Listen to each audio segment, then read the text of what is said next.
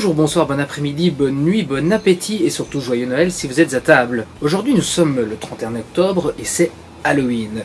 C'est à mon sens le moment parfait pour vous parler de quelque chose d'assez terrifiant, les zombies, et plus particulièrement Walking Dead.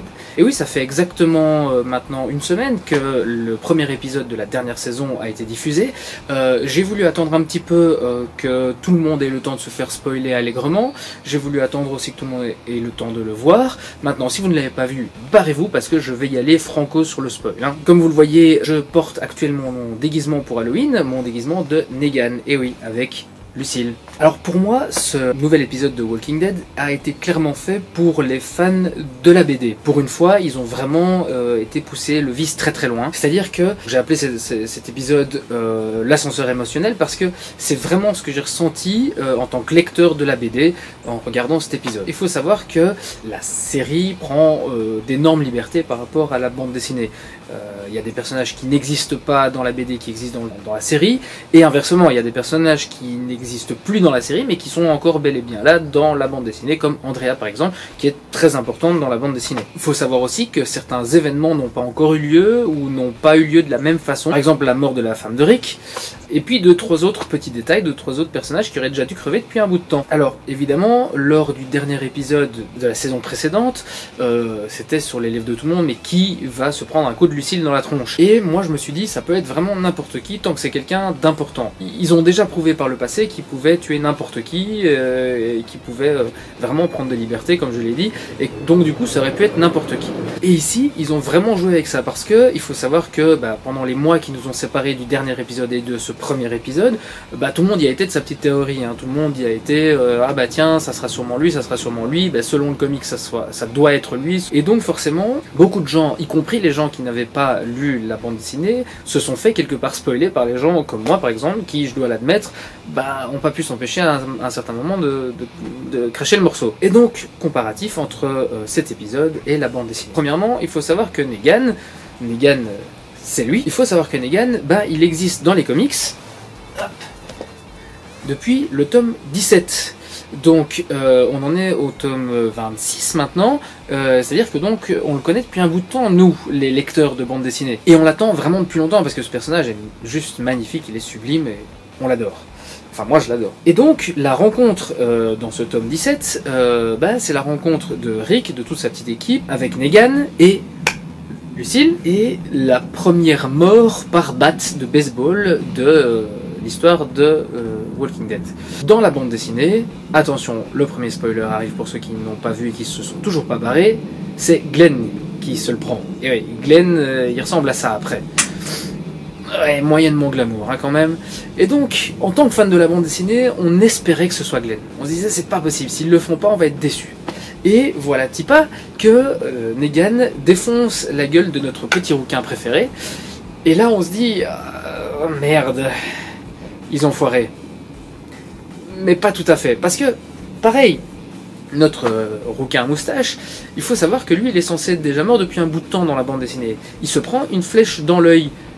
Si ça vous rappelle pas quelque chose, oui, dans la saison précédente, quelqu'un d'autre s'était pris une flèche dans l'œil. Et donc normalement, il aurait déjà dû mourir de cette façon-là. Donc quelque part, ils ont rattrapé cette mort qui devait arriver. Et donc, premier ascenseur émotionnel, on se dit merde, ils ont pas tué Glenn, ils ont foiré, mais en même temps, ils ont buté Abraham qui était censé être mort, donc ils ont rétabli l'équilibre. Et puis juste derrière, ils se refont Glenn. Donc notre ascenseur émotionnel qui était descendu mais remonté parce que voilà, il se reprend un coup parce qu'on n'était plus du tout préparé. Moi j'étais plus du tout préparé, moi je pensais que c'est bon, il allait s'en sortir. Et ce qu'il y a aussi, c'est que les personnes qui n'avaient pas lu la bande dessinée se disaient soit on m'a mitonné, soit ils s'attendaient à ça. Donc c'est vraiment quelque chose qui a permis à ce que tous les gens qui s'étaient fait à l'idée que Glenn allait mourir, soient surpris. Les gens qui en étaient convaincus sont surpris, les gens qui s'y attendaient pas sont surpris, les gens qui se disent il a tué une personne donc c'est fini, et finalement ils sont surpris aussi. Donc autre petit ascenseur émotionnel que j'ai eu pendant cet épisode, il faut savoir que Rick, dans la bande dessinée, il lui manque un bras. C'est le gouverneur qui lui a coupé le bras dans les premiers tomes, au tout début. Donc c'est le gouverneur qui lui a coupé le bras à la machette. Et donc, quand Negan récupère la machette de Rick, je me suis dit, ça y est, comme ce qu'ils ont fait avec Abraham, ils vont rétablir la réalité de la bande dessinée, c'est-à-dire qu'ils vont couper le bras de Rick. Et cette machette, elle est là, elle est présente, on la voit, Rick doit aller la chercher, elle est plantée dans la table, Rick essaye de tuer Negan avec cette machette, donc elle est vraiment présente, donc on se dit c'est pas anodin, il doit y avoir quelque chose qui va se passer avec. Et on arrive à cette scène où Negan demande à Rick de couper le bras de Carl. Une tension monstre, on se dit c'est génial parce que il va quand même y avoir un personnage qui va perdre son bras, pas le même, mais ça reste un Grimm, donc super génial, et on sent cette tension, on sent que Rick il a plus le choix, qu'il doit le faire. Carl est résigné, il accepte qu'il va perdre son bras, et puis il se fait pas couper le bras quand même. Et donc de nouveau, notre ascenseur émotionnel il monte, il monte, il monte, il monte, et hop il redescend.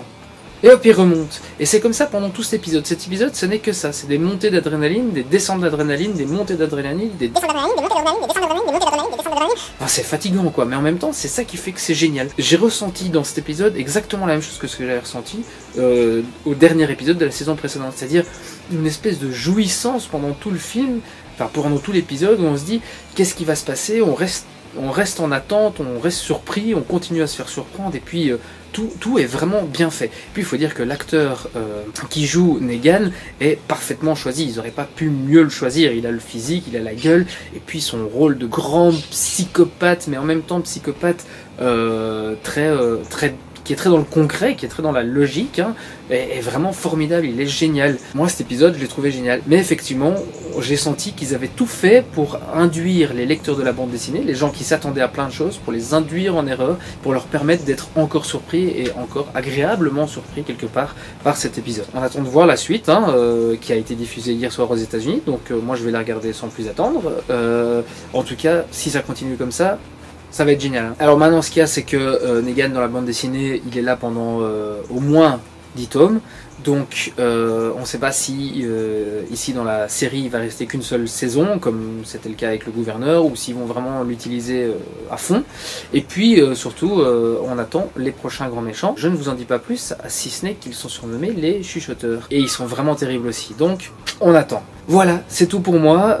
C'était très rapide, hein. Je voulais juste vous parler de cette série que je trouve vraiment géniale. Et honnêtement, si vous n'avez toujours pas lu la bande dessinée, je vous recommande très chaudement de vous y mettre, parce qu'à mon sens, elle est meilleure que la série. Vraiment, elle est meilleure que la série. Elle devient de mieux en mieux, parce que ce qu'il faut savoir, c'est que le scénariste de la bande dessinée est très impliqué dans la série télé, et que donc l'une et l'autre s'influencent mutuellement. C'est-à-dire qu'il oriente sa bande dessinée dans un certain sens pour permettre à la série aussi de s'orienter dans un certain sens. Et il y a certains personnages de la série qui sont modifiés dans la bande dessinée parce qu'il s'est rendu compte en le voyant en série que c'était intéressant de les exploiter d'une façon différente. Donc voilà, c'est vraiment à mon sens une très très bonne série, aussi bien à la télé qu'en bande dessinée, donc je vous recommande les deux. Moi je vous laisse, il est temps d'aller défoncer quelques cerveaux pour Halloween. Je vous souhaite une excellente soirée, ne mangez pas trop de bonbons, et s'il y a des petits emmerdeurs qui viennent vous en demander, vous savez ce qu'il vous reste à faire. Et surtout n'oubliez pas, en BD, à la télé ou en DVD, l'important c'est de faire vivre les séries. Allez, ciao!